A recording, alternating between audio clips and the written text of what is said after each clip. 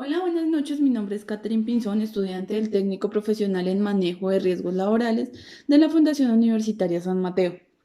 En la clase de higiene y seguridad de salud en el trabajo, nos dieron a escoger una de las enfermedades de la tabla de enfermedades laborales. ¿Que en dónde encuentro esta tabla? En el decreto 1477 del 2014. Este decreto es el que me expide la nueva tabla de enfermedades laborales. ¿Qué diferencia tiene entre esta tabla y la anterior? En esta tabla hay nuevas enfermedades y más extenso, y que la diferencia es que existen dos factores. ¿Cuáles son los dos factores? Primero es el factor del riesgo, que es el que me evalúa el riesgo que pueda generar la enfermedad, y el segundo es el diagnóstico o la enfermedad dictaminada por un profesional. Con base a lo que les acabo de contar, la enfermedad escogida por mí es la siguiente enfermedad. Es el trastorno de la personalidad y del comportamiento derivados de enfermedades o lesiones de disfunción de la personalidad. ¿Qué quiere decir esta enfermedad? No es una enfermedad como tal que se desarrolla directamente de la actividad, sino es una secuela de una enfermedad de la personalidad. ¿Qué quiere decir esto? Esta enfermedad, el trastorno se caracteriza porque la persona cambia sus comportamientos.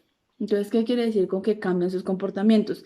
Ya no es la misma persona, ya no es la misma persona, sus actividades habituales no son las mismas. Un ejemplo, le da miedo estar solo, no le gusta que lo rechacen, es una persona que cambia su temperamento, puede estar bien ahorita y en 3 minutos ya está de mal humor, pero esto no se desarrolla simplemente porque sí, porque ya le dio, no.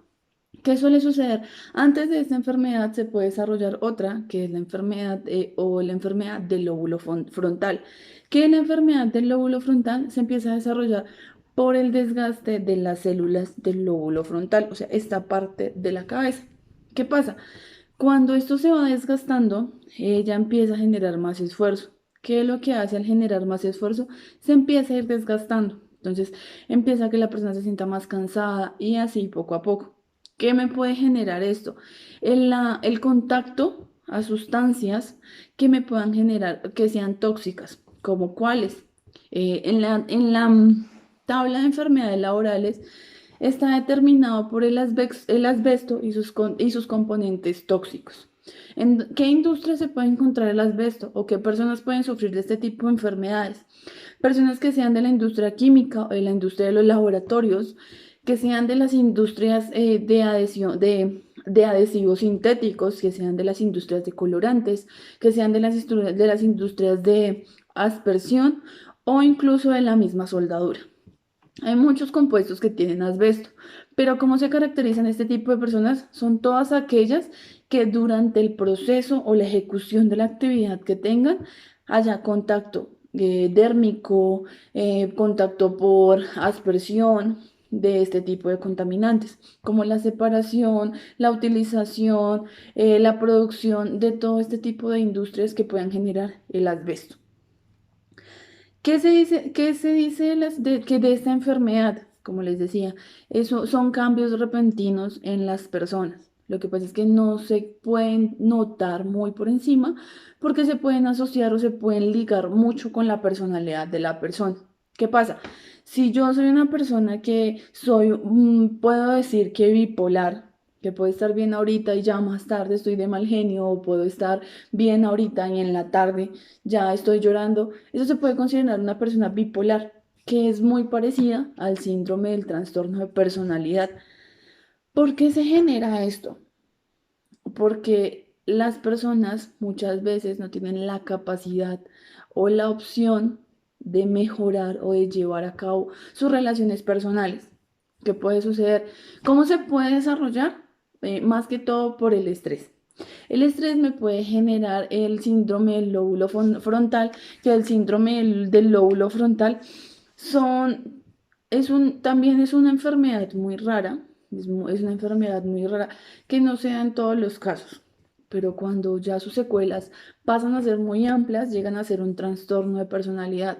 Este trastorno de personalidad también se considera como una enfermedad mental que puede tener tratamiento que puede llevar su vida muy normal, que puede tener un control, puede estar medicada la persona, pero si no se tiene ese control y si no se tiene como la opción de aceptar o de darse cuenta uno mismo como persona, no me siento mal, no puedo llevar al cabo las cosas, mi estado de ánimo no era así, yo no soy de ese tipo de personas y no tomo ayuda, puede llegar a desatarse en enfermedades aún más graves.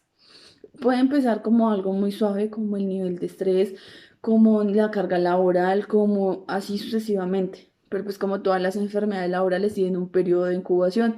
¿Qué es un periodo de incubación?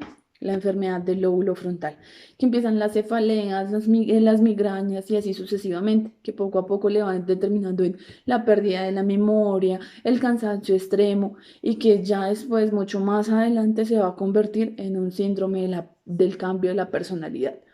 Son personas que son un poco persistentes al cambio, que se enojan por todo, que no pueden hacer nada, alguien no puede hacer algo porque a ellos ya les disgusta. Entonces, qué es un dato curioso de esta enfermedad? Muchas veces se juzga a las personas por estas actitudes, pero no que no sabemos es que ellos mismos están luchando contra su propia enfermedad, porque para ellos también es muy difícil estar bien ahorita y en un momento ya estar mal. Esa es una. Son bastante inseguros. Pueden saber muchísimo toda la información, o sea, perfecta, pero su inseguridad en mismo de su trastorno no les permite expresarla de la mejor manera.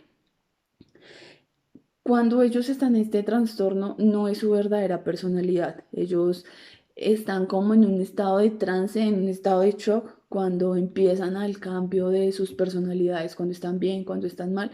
Eso es como un estado de shock para ellos. Le temen al rechazo, como ya les había dicho anterior, le temen muchísimo al rechazo, no les gusta que los rechacen, se sienten aislados. Entonces, y ante todo, la irracionalidad hace parte de su trastorno. O sea, ellos en medio de sus cosas conscientes hay un subconsciente que no les permite, o cuando entran en este trance, no les permite como estar racionales. Siempre salen como con cosas que tú dirás, ¿y aquí qué pasó? Pero eso es directamente de su trance. Espero que les haya quedado muy claro. Espero que para todos haya sido compleja o clara la información sobre el síndrome del trastorno de la personalidad